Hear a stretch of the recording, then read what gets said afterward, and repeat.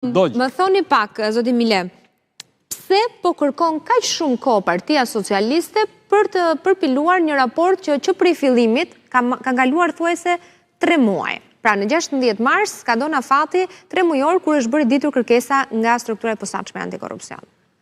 Por pse ta shikojmë në këtë mënyrë? Pse themi që pse po i shkon 16 marsit dhe nuk po themi që është brenda afateve ligjore që pse po shkon në limite për të shkuar. Kjo ishte një çështje shumë e ndërlikuar, duke qenë se për herë të parë ne kishim një konflikt institucionesh, ku normalisht SPAK-u bëri kërkesën e vet, por nga ana tjetër ekzekutivi kishte gjithë drejtën e saj që të fillonte dhe të kërkonte në gjykatë kushtetuese një argumentim nëse ky veprim kishte të bënte me ndërhyrje në një pushteti në një pushtet tjetër.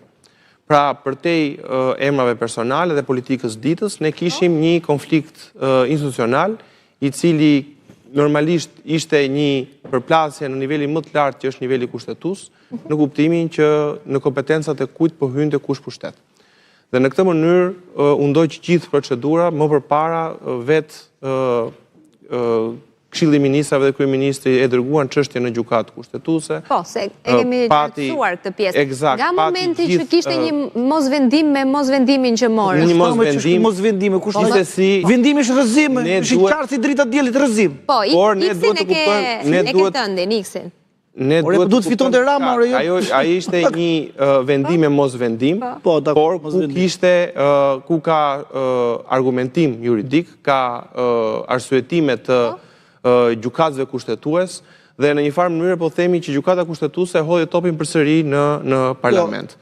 Dhe normalisht Këshilli i Mandateve është duke shqyrtuar, duke e analizuar çështjen, i ka dëgjuar palët, i ka drejtuar pyetje e prokurisë së posaçme, duke ndjekur rrjedhën, po themi, ligjore dhe logjike. E kuptoj, duke qenë se zoti Balla tha sot 8-0 vendimarrja kushtetuese që ministri pezullohet, është 8-0. Është 8-0. Thot po, ministri pezullohet.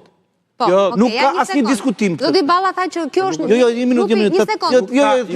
Grupi është vendim pa vendim, nuk ka vendim pa vendim. Serios, ta dim se sa është konsultuar. 8-0 vendimi i gjykatës kushtetuese që ministri pezullohet. Apo jo? Është 8-0. Logjika juridike që është përdorur shumë herë më e gjerë se aq se është 8-0. 4 thonë që duhet marri autorizimin e parlamentit, 4 thonë që s'duhet ta marri. Ama që pezullohet ministri, kjo s'diskutohet. Ajo nuk ka më diskutim. Unë do thosha është që ne jemi brenda gjithë afateve. Grupi i Partisë Socialiste po vazhdon dhe po analizon dhe po shkruan raportin e tij. Nuk ka pasur një dakordsi. Raporti i Partisë Demokratike ose antarëve të Partisë Demokratike në Këshill ishte një vendim ku më së shumti ka një argumentim politik të tyre sa vetëm dhe juridik. Normalisht ata janë një parti politike të mbajnë qëndrimin e tyre dhe po e përdorin për betejën e tyre elektorale. Ndërkohë, antarët tanë atë Këshill duhet që të bëjnë punën e tyre dhe të vazhdojnë të sjellin argumentimet e tyre dhe të vazhdojnë Besoj përpilohet raporti, zoti Manja, duke